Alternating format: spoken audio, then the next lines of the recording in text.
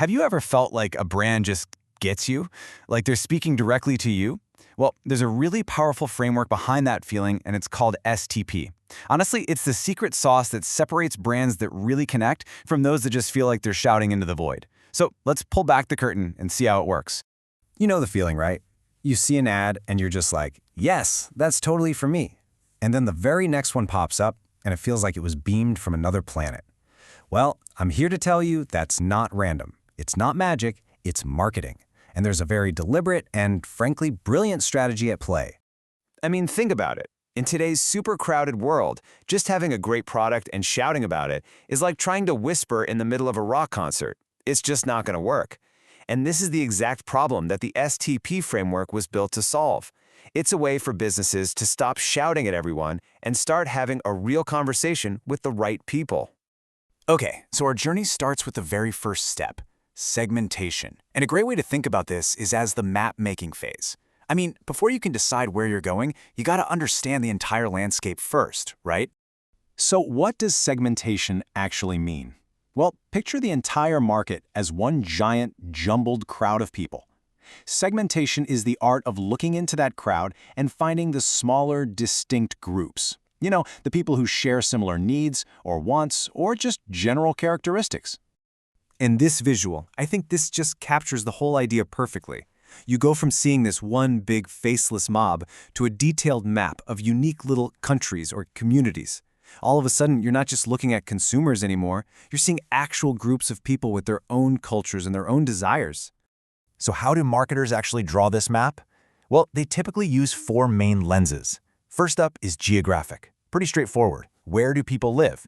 Big city, small town, hot weather, cold weather. Then you've got demographic, which is the who, their age, income, gender, that kind of stuff. But this third one, psychographic, this is where it gets really interesting. This is about their lifestyle, their values, what they truly believe in. And finally, you have behavioral, which cuts right to the chase. What do people actually do? How often do they buy something? Are they super loyal to one brand? Okay, so you've drawn your map. You can see all the different countries of customers. The next logical step? Well, you've got to decide where you want to go. And that brings us to the second phase, targeting. Now, targeting is where the tough choices happen. No brand, and I mean no brand, can be everything to everyone. Trying to do that is just a fast track to becoming completely forgettable.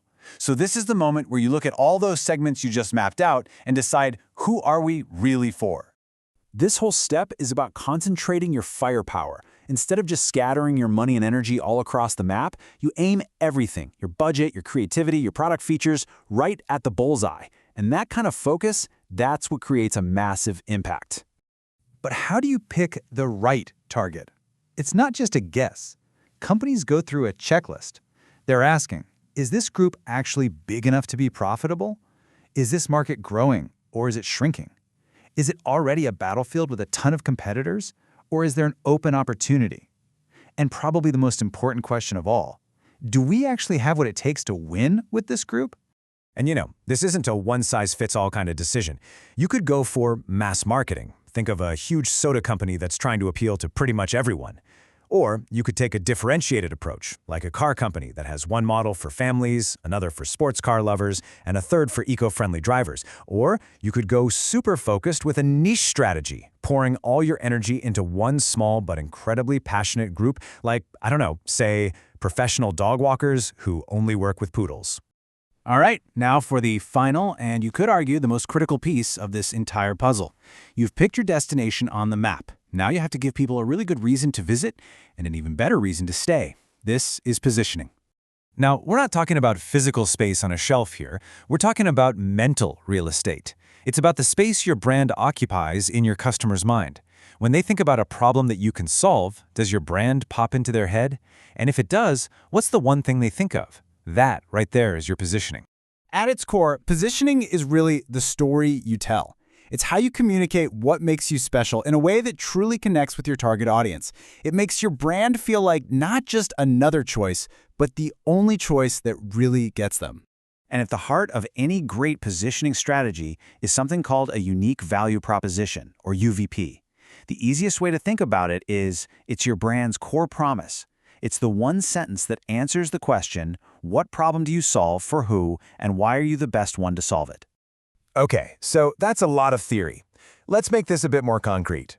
Let's see how this framework actually plays out in the wild with a simple but really clear example. A company that's launching a brand new healthy snack bar. Okay, so first they segment. They look at the whole market and identify different groups: hardcore athletes, busy parents, health-conscious professionals. Then they target. They decide they can't go after everyone, so they focus specifically on those young, urban professionals who need something that's both healthy and super convenient. And finally, they position their snack bar. This isn't just any old snack. No, it's the smart, guilt-free fuel for your daily hustle. They might even add eco-friendly values to the mix, creating a brand that perfectly reflects their customer's own identity. And the result of all that work? Well, by following the STP process, they've created a product and a message that doesn't just sit on a shelf. It speaks directly to the needs, the values, and the identity of their chosen customer. It literally feels like it was made just for them. So as you can see, this framework is incredibly powerful. But, with great power comes the need to use it wisely. Using STP effectively is all about finding a really sharp focus, not trapping your brand in a box that's way too small to grow. The upside of focus is pretty obvious. Your marketing gets way more effective, you stop wasting money on people who will never buy from you, and you build real, lasting customer relationships. But there's a danger zone. If you over-segment, if you start slicing the market into these tiny, microscopic pieces, you can end up creating 10 different marketing campaigns for 10 people each. Your efforts get diluted, costs go through the roof, and your overall impact just vanishes. So how do you make sure you get this right? It kind of boils down to 3 golden rules. First, use data, not just your gut feeling. Solid market research is your absolute best friend. Second, be consistent. The story you tell has to be the same on your ads, your packaging, your website, everywhere. And finally, you gotta be flexible. The market you're targeting today might look completely different tomorrow, so you have to be ready to adapt. And there you have it. Segment the market, target your customer, and position your brand. STP. It's the simple 3-step process behind pretty much every brand you know and love. So I'll leave you with a little challenge. As you go about your week, start looking at the ads you see, the products you buy. Who do you think is doing this brilliantly? I hope this helps you see the world of marketing in a whole new way. Thanks for hanging out with me.